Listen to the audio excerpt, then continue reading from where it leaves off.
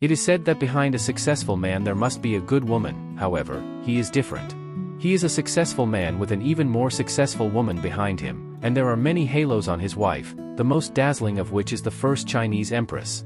You will know who the character we are going to talk about today is, right? He is Tang Gaozong Li Zhi. If you like this video, be sure to like, subscribe and comment. Your support is my biggest motivation. Li Zhi, born in 628 AD, was the son of Tang Taizong Emperor Li Shimin and Empress Zhangsun Huanghou. At the age of 3, Li Zhi was conferred the title of Prince of Jin, and by the age of 5, he was appointed as the military governor of Bingzhou, enjoying immense favor from the emperor. Li Zhi was known for his intelligence, dignity, kindness, and harmonious relationship with his siblings. Initially taught by Xiao Deyan, a literary official, in the classic of filial piety, his understanding deeply impressed Emperor Taizong of Tang Dynasty. When asked about the most important aspect of the Xiaojing, Li Zhi responded that filial piety was paramount, serving parents in youth, the sovereign in adulthood, and ultimately cultivating one's character. He believed that a gentleman should remain loyal to the state when in office and offer candid advice to correct the monarch's errors when at home. Emperor Taizong of Tang Dynasty was delighted with this response, affirming that such principles would make Li Zhi an excellent son and minister. In June 636 AD, when Empress Wu Zetian, Tang Sunshi passed away, 9-year-old Li Zhi was deeply grieved, eliciting sympathy from those around him. His sorrow and the affection he received from Emperor Taizong of Tang Dynasty, who often comforted him, led to him being especially favored. Soon after, he was appointed as the Grand General of the Right Valiant Guards. As the third legitimate son and ninth in line among his brothers, Li Zhi was originally not expected to succeed the throne. With his elder brother, Li Tengqian, being the rightful heir and the second legitimate son, King of Wei, Li Tai, also in line, Li Zhi was expected to live a comfortable life as a prince. This could have been an enviable position for many, but human desires and ambitions are often unpredictable and insatiable. During the later years of Emperor Taizong of Tang Dynasty reign, he favored his fourth son, King of Wei, Li Tai, leading to a rivalry between the Crown Prince Li Tengqian and King of Wei for the succession. In 643 AD, Li Tengqian conspired with King of Han, Li Yuanchang, Du He, husband of Tengyang Princess, and Hou Junji in a plot to seize the throne, which was eventually exposed, resulting in Li Tengqian dethronement. Emperor Taizong of Tang Dynasty considered appointing Li Tai as the heir, but Li Tai declined, suggesting the throne be passed to his younger brother, King of Jin Li Zhi, instead. Li Tai intimidated Li Zhi, who had good relations with Li Yuanchang, by using the latter's case as a warning. Li Zhi reported this to Li Shimin, and the deposed Li Tengqian admitted his rebellion was motivated by Li Tai ambitions for the throne.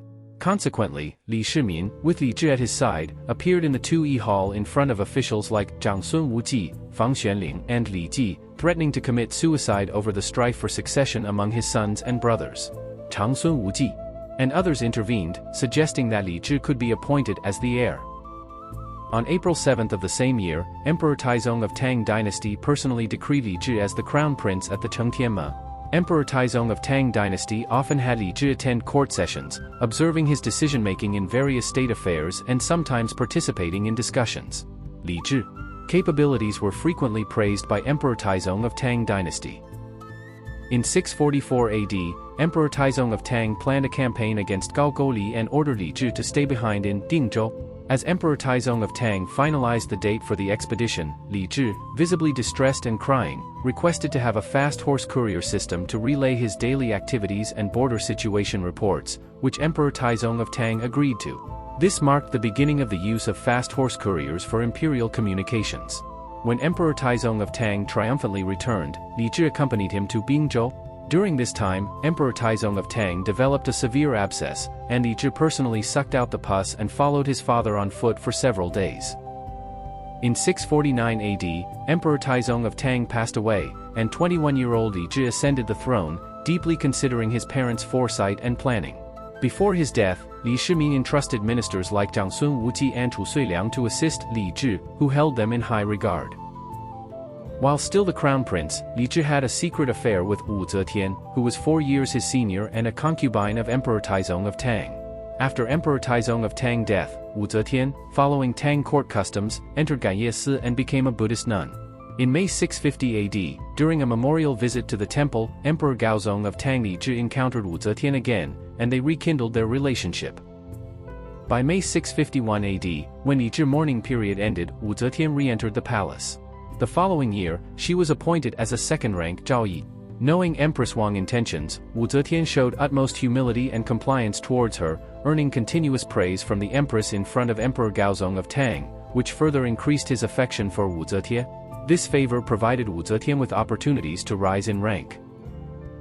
As Wu Zetian gained favor, Empress Wang and consort Xiao were increasingly neglected. Eventually, Emperor Gaozong of Tang decided to replace the empress with Wu Zetian, a significant decision for which he sought the opinions of relevant ministers beforehand. Zhangsun Wuji, Li Zhi, maternal uncle, and Chu Suiliang, who had participated in many military and political decisions with Emperor Taizong of Tang, were regarded by Emperor Taizong of Tang as loyal and righteous ministers. Before his death, Emperor Taizong of Tang entrusted them with future matters, expressing his confidence in their guidance for Li Zhi, acknowledging Li Zhi's kindness and filial piety from a young age. Emperor Taizong of Tang assured Li Zhi that with Zhangsun Wuji and Chu Suiliang's support, he need not worry after ascending the throne. It was clear that any decision to depose and appoint an empress required consulting these two important ministers. Initially, Emperor Gaozong of Tang tried to persuade Zhangsun Wuji diplomatically, even visiting his residence personally to express his intention. Others, including Wu Zetian, Mother Yang Shi, and Xu Jingzong, also tried to sway Zhangsun Wuji, but to no avail. Then, Emperor Gaozong of Tang summoned Zhangsun Wuji, Li Ji, Yu Zhining, and Chu Suiliang to the inner palace to seek their opinions on appointing a new empress. Li Ji, taking a cautious stance, excused himself due to illness. Yu Zhining, timid and non-committal, did not express a clear stance, while Zhangsun Wuji and Chu Suiliang firmly opposed the idea. Undoubtedly, for Emperor Gaozong of Tang to change the empress, decisive action was required. In October 655 AD, disregarding the opposition from the senior ministers, Emperor Gaozong of Tang issued a decree deposing Empress Wang and in November, appointed Wu Zetian as the new empress. Moreover, Zhangsun Wuji and Chu Suiliang were subsequently demoted. In 657 AD, Emperor Gaozong of Tang issued the proclamation of establishing the eastern capital, declaring Luoyang as the eastern capital of the Tang Dynasty, equating its officials' ranks with those in Yongzhou. From then on, the Tang Dynasty officially adopted a dual capital system. In 658 AD, Wu Suiliang died in exile in Aizhou, and in July 659 AD, Zhangsun Wuji was forced to commit suicide in Qianzhou. With the fall of Zhangsun Wuji, many members of the Guanlong elite group were implicated. From then on, Emperor Gaozong of Tang was unrestrained in political matters, making decisions autonomously. The decision of Emperor Gaozong of Tang to depose Empress Wang and replace her with Wu Zetian went beyond mere imperial family affairs. Chu Suiliang. Staunch opposition was rooted in the fact that Empress Wang came from a noble family and was chosen by the late Emperor Gaozong of Tang for Li Zhi. Deposing her would not only go against the late emperor's wishes, but if a replacement was necessary, it should have been from another aristocratic family, not necessarily Wu's family. Empress Wang's noble lineage contrasted sharply with Wu Zetian's humble background, reflecting the societal tension between aristocratic bureaucrats and those from common backgrounds. The decline of aristocratic landlord power and the rise of commoner landlord power had been a historical trend since the southern and northern dynasties. Emperor Gaozong of Tang's bold move to break free from aristocratic influence and directly control power was a testament to his unwillingness to be manipulated and his courage to take decisive actions. A weak emperor would not possess such boldness and initiative. After ascending the throne, Li Zhi proved to be a capable ruler. He achieved remarkable economic prosperity during his reign, historically known as Yonghui's governance. Under his rule, the Tang Dynasty reached its largest territorial extent, stretching from the Korean peninsula in the east to Lake Baikal in the north, and down to central Vietnam in the south. This period of prosperity lasted for 32 years. Politically, Li Zhi actively expanded foreign diplomacy and was diligent in state affairs, changing the rule of holding court every 3 days to daily. He paid close attention to people's livelihoods, opened grain storages to solve famine problems, and exempted taxes in disaster-stricken areas. This led to 3 years of political harmony and a flourishing society. Unfortunately, after 660 AD, Emperor Gaozong of Tang frequently suffered from dizziness, affecting his ability to handle state affairs. Wu Zetian seized this opportunity to intervene in politics, beginning to participate in significant state matters. Unsatisfied with merely being the empress, she aspired to further consolidate power. She eliminated political rivals and cultivated personal power, preparing to take more direct control. Li Zhi, noticing Wu Zetian increasing dominance in politics, once considered deposing her. However, his plan was discovered by Wu Zetian, who pleaded and explained herself to Li Zhi, leading him to abandon the idea.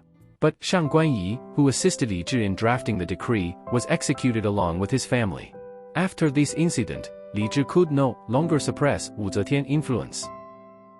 Towards the end of the Xianqing era, Li Zhi suffered from severe dizziness and vision impairment, making it difficult for him to handle state affairs. Wu Zetian gradually gained control over government matters. Under her suggestion, Li Zhi adopted the title Heavenly Emperor, while Wu Zetian was referred to as Heavenly Empress, together known as the Two Saints. To consolidate her power, Wu Zetian also demonstrated her political abilities by various means. In 674 AD, the court decreed the emperor as Heavenly Emperor and the empress as Heavenly Empress. Although Wu Zetian was the de facto ruler, she still remained in a background position. She proposed 12 policies to Li Zhi, encouraging agriculture, reducing taxes and labor, exempting the 3 auxiliary areas from taxes, halting military campaigns to focus on moral governance, discouraging frivolous art in the north and south, minimizing laborious tasks, promoting freedom of speech, curbing slander, encouraging officials to study the Tao Te Ching, mandating 3 years of mourning for mothers, not re-examining the credentials of officials granted before the Yuan era, increasing stipends for officials of the 8th rank and above in the capital, and promoting officials who were talented but held lower ranks. These policies were decreed by Li Zhi, but due to a lack of detailed records, their effectiveness is not clearly known. As Li Zhi's health declined, Wu Zetian's outstanding literary and historical knowledge and her gradual acquisition of power became more apparent. In 668 AD, when Halley's comet appeared, Li Zhi interpreted it as a sign of his misconduct. His ministers suggested it foretold the conquest of Gaoli, but Li Zhi, considering himself the ruler of all under heaven, refused to blame a smaller kingdom for his faults. Later, when the comet disappeared, General Li Ji conquered Gaogoli, capturing its capital Pyongyang and its king. The territory was then incorporated into the Tang Dynasty as the Andong Du Hufu, divided into 42 states. In August 674 AD, Li Zhi took the title Heavenly Emperor and Wu Zetian became Heavenly Empress, supposedly to honor the former emperor and empress but in reality, to elevate their own status.